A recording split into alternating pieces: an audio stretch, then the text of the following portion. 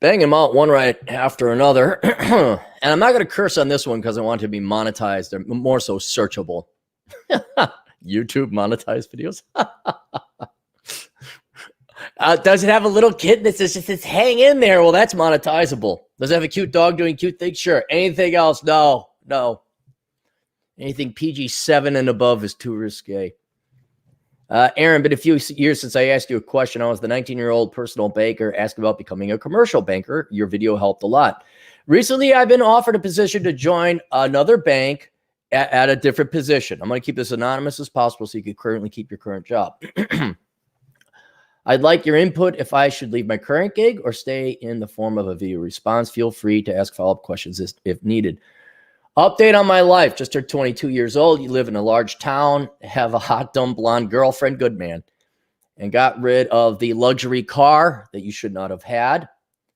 And I don't know why I need to know your DTI ratio.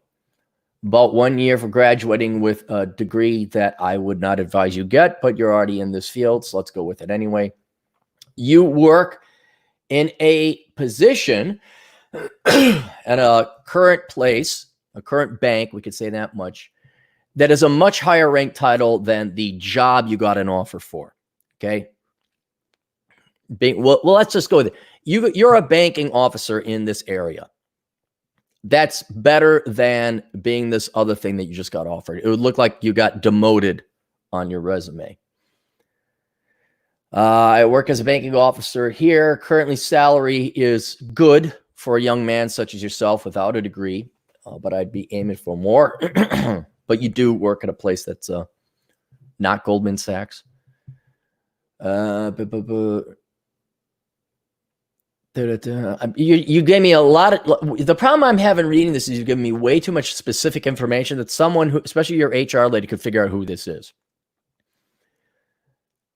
And now here's what's important. I have a great relationship with all my managers, including the CEO. You're the second highest performing loan officer. You've done other things that are very impressive, and you're earning your keep. Pretty much work late.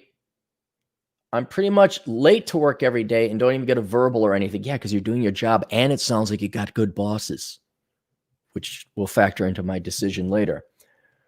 I get my hiney kissed by my branch manager since I make him look like he's actually doing something. In return, I get first pick when it comes to vacation time. Another thing I like about this job is how good our credit underwriters are. Well, my goodness.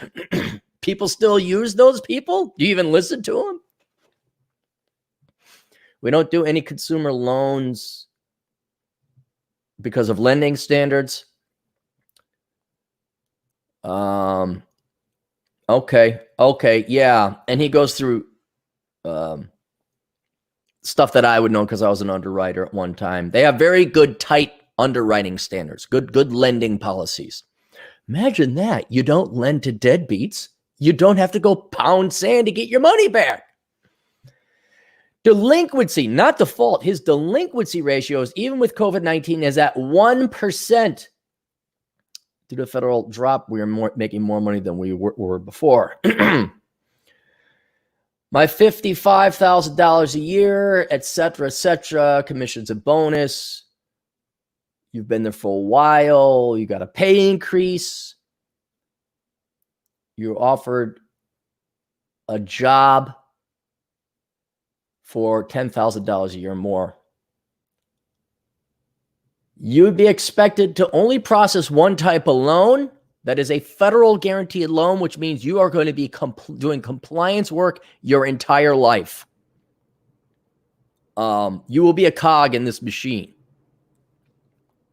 This company is willing to make an exception on me not having a degree based on my, oh, how nice of them.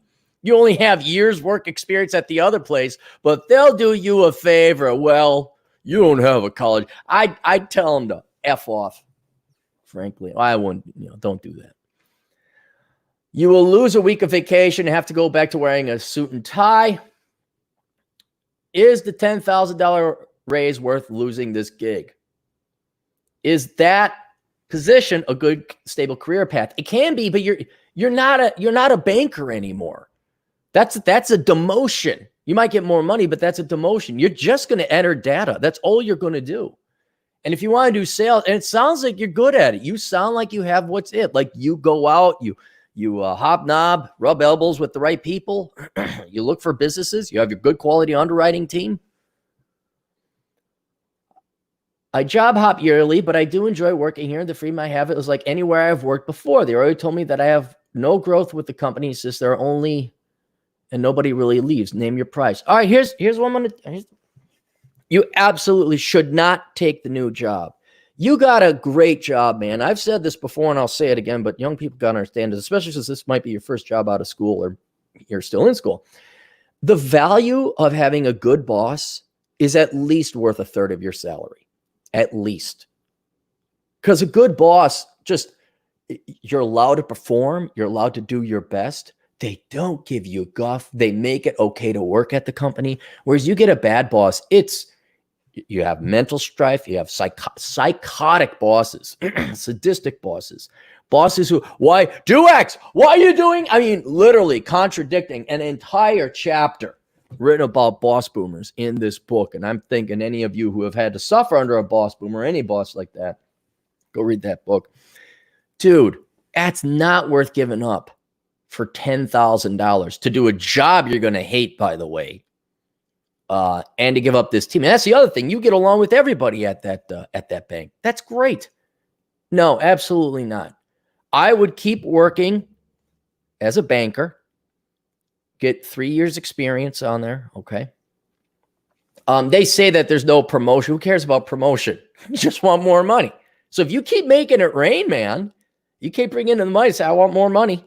Come on, I did this. You give me some more. Otherwise, I can go elsewhere. I don't want to go elsewhere. Bob, I don't know if his boss's name is Bob. But, come on. I'm a net pot. You can pay me the 10 grand extra.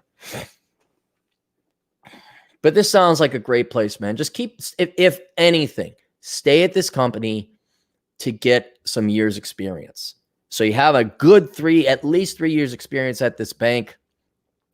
Say, hey, look, these little piddly banks, you can negotiate with them. Make me senior banker or something. Give me a assistant vice president title.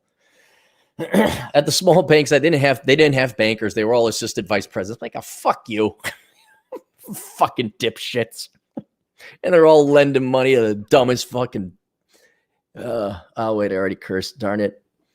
All right. Darn it. Maybe they'll let it go. I just hate bankers. Yeah, man, stay there.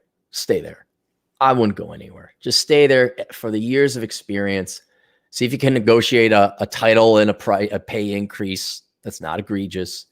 And then when you have 5 years experience and like a senior something under your title, then start applying for other places. And you may not want to leave this place. There's nothing wrong. Like 5 years from now, you can negotiate 90 grand a year and some commission.